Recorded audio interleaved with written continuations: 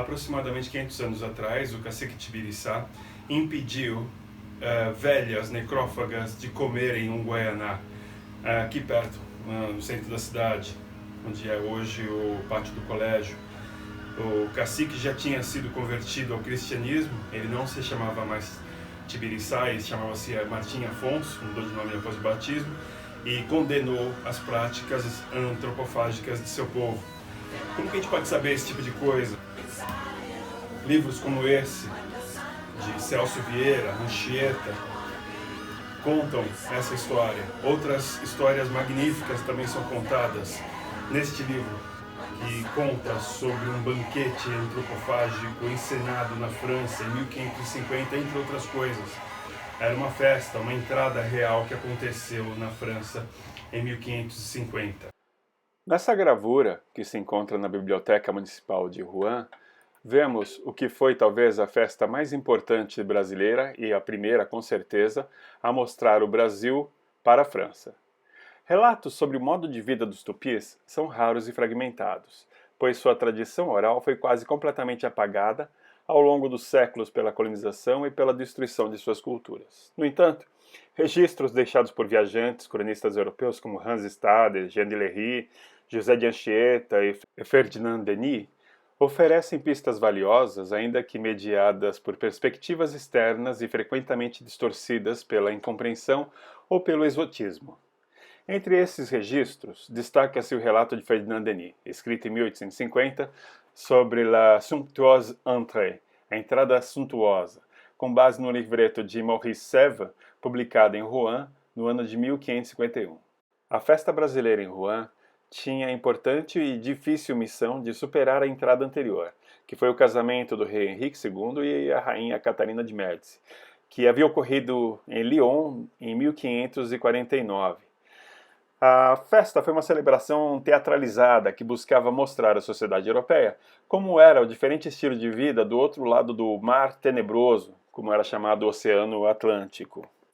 Nesses baixos relevos esculpidos em pau-brasil, encontrados hoje em um hotel particular na rua Malpalu 17, lá em Rouen, posteriormente expostos no Museu de Antiguidade de Rouen, podemos ver parte das 300 pessoas que participaram do evento, incluídos 50 indígenas brasileiros levados para a França, exclusivamente para a participação dessa entrada real.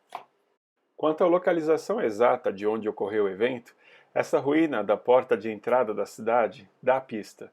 No livro de Denis, consta que foi próximo à porta da entrada da muralha de Le Mercier. Tudo indica que o local do evento tenha sido na ilha de La Croix. Conforme mostrado nesse mapa, a porta aparece bem na ponte que dá acesso ao interior da cidade fortificada.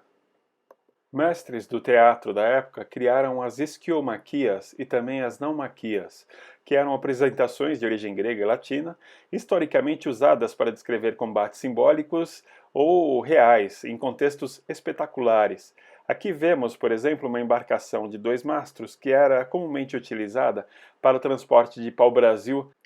Atores entravam em cena no papel de conquistadores portugueses, comerciantes de Rouen e até prostitutas, ao lado de marinheiros normandos vestidos de tupis e tabajaras, que se misturavam com os nativos reais, ao lado de araras, papagaias e macacos selvagens, que percorriam as árvores europeias, transformadas em árvores brasileiras com decorações e autênticas frutas penduradas nos galhos, numa celebração cheia de cor e tropicalidade.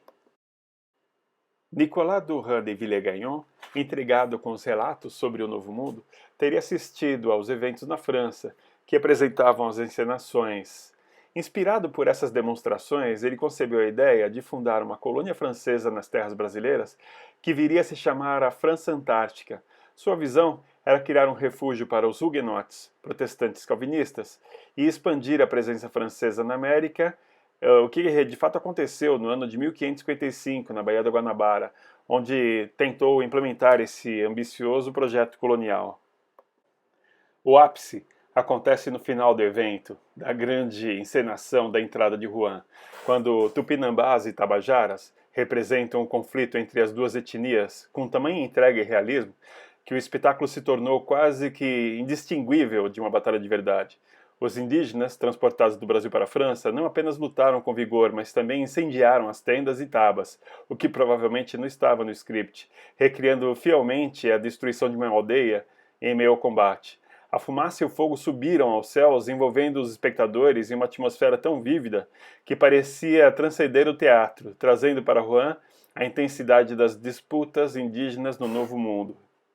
Essa planta que está atrás de mim, chamada de pau-brasil, Cesalpina equinata, recentemente rebatizada como pau-brasilia equinata, tem bastante importância nessa época, porque até então o pigmento vermelho utilizado nas roupas vinha do carmesim ou da cochonilha, um pequeno inseto que, quando espremido, liberava uma pigmentação vermelha. No entanto, a cor do pau-brasil era realmente única.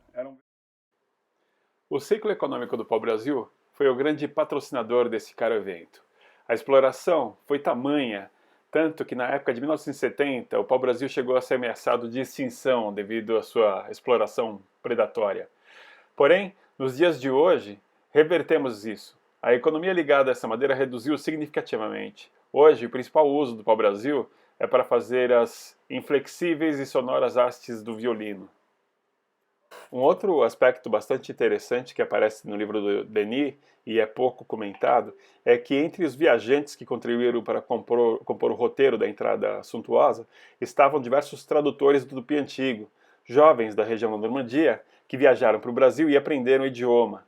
Eles não só tinham prazer na convivência com os nativos, como também adotaram muitos de seus hábitos e costumes, como por exemplo furar as bochechas e os lábios para usarem os botoques, pinturas corporais, canitares, né, que são os cocares que a gente chama aqui, os tupis chamam de acangatara, e também o hábito de fumar tabaco e outras ervas, que pode ter sido um costume adquirido dos tupis que sobreviveu aos tempos de hoje.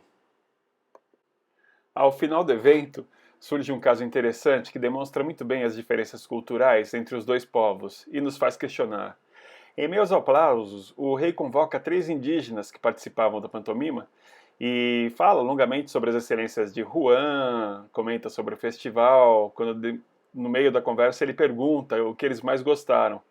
E aí um deles responde que acha estranho como tantos homens fortes e armados obedeçam a uma criança. Chamaram o rei Henrique II de criança. Outra indignação que os indígenas tiveram foi pelo fato de diversas pessoas terem bastante conforto e bens, enquanto que outras viviam na pobreza. Os indígenas costumavam a compartilhar hermanamente tudo aquilo que tinham. E Michel de Montaigne então relata no seu livro Ensaios, na página 157, o que aconteceu com suas próprias palavras, abre aspas. E achavam estranho como essas metades daqui, necessitadas, podiam suportar tal injustiça, que não pegassem os outros pela goela e ateassem fogo em suas casas. Fecha aspas. Se quiser saber mais sobre este assunto ou outros relacionados ao Brasil e à cultura tupipop, não deixe de visitar nossa página do blog Ame o Brasil. Se você gostou desse vídeo, curta e assine o canal. Obrigado.